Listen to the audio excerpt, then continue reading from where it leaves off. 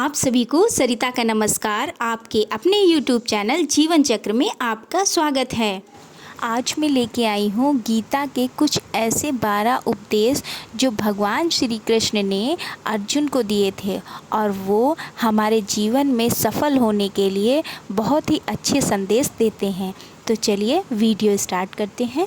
सबसे पहला है गुस्से पर काबू करना, अर्थात क्रोध से भ्रम पैदा होता है और भ्रम से बुद्धि व्यग्र हो जाती है। जब बुद्धि व्यग्र हो जाती है तब तर्क नष्ट हो जाते हैं और जब तर्क नष्ट हो जाते हैं तो व्यक्ति का तपन हो जाता है, अर्थात हमें अपने गुस्से पर काबू करना चाहिए। ये भगवान श्री कृष्ण ने गीता में कहा है। अगली बात कही है देखने का नज़रिया।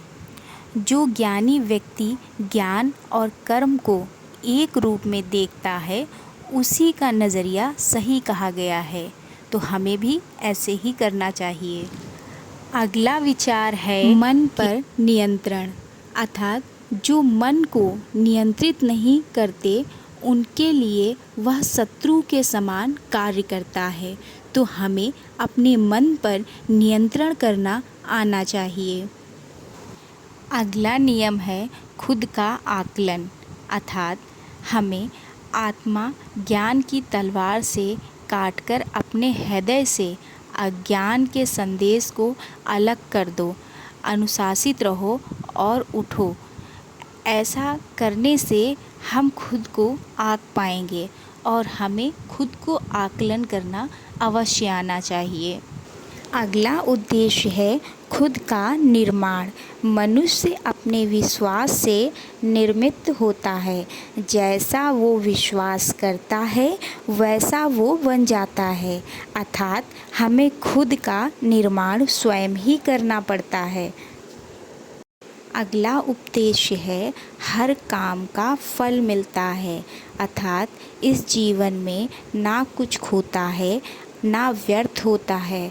हमें हर कार्य का फल अवश्य मिलता है जो कि हमारे कर्म के अधीन होता है और वो परमात्मा ही जानता है। अगला उपदेश है प्रैक्टिस करना, अर्थात अभ्यास करना।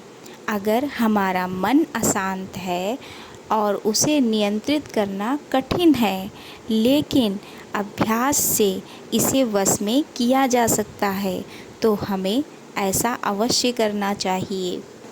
अगला उपदेश है विश्वास के साथ विचार, अर्थात व्यक्ति जो चाहे बन सकता है यदि वह विश्वास के साथ इच्छित वस्तु पर लगातार चिंतन करे और कार्य करे। दूर करें तनाव, अर्थात अप्राकृतिक कर्म बहुत तनाव पैदा करते हैं, तो हमें हमेशा अप्राकृतिक कर्मों से दूर रहना चाहिए, अर्थात तनाव मुक्त रहने का यही एक सबसे अच्छा उपाय है। अगला उद्देश्य है अपना काम पहले करें और स्वयं करें, अर्थात किसी और का काम पूर्णता से करने से कहीं अच्छा है कि अपना काम करें, भले ही उसे अपूर्णता से किया जाए। इस तरह करें काम।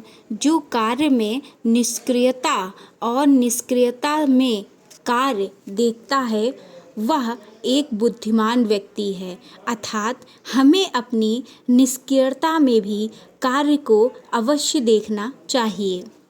अगला उद्देश्य है काम में ढूंढें खुशी, अर्थात जब वे अपने कार्य में आनंद को खोज लेते हैं तब वे पूर्णता प्राप्त हो जाते हैं, अर्थात हमें अपने कार्य में खुशी और आनंद को अवश्य खोज लेना चाहिए और उसी के अधीन होते हुए कार्य को करना चाहिए। धन्यवाद।